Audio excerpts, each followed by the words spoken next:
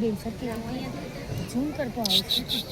બાપ અને દીકરી એક જ એવો સંબંધ છે આ દુનિયામાં કે જેમાં એકને કોઈ દી પ્રેમ માંગવો નથી પડતો અને બીજાને ઈ પ્રેમ આપવાનો કોઈ દી ભાર નથી લાગતો સાહેબ. દીકરી વાલનો દરિયો છે તો બાપ ઈ દરિયાને અખૂટ રાખનાર વાલનો વરસાદ. જે દીકરીને બાપ હસેડીમાં રમતી રાખતો હોય, ખભે બેસાડીને ફેરવતો હોય, ઈ દીકરી થોડીક મોટી થાય ને એટલે બાપની માં બની જાય. દીકરી છે ઈ પોતાના પિતાને કહી શકે કે પપ્પા તમારે આવું નથી કરવાનું, અને બાપ હસતા મોઢે બધું માની જાય.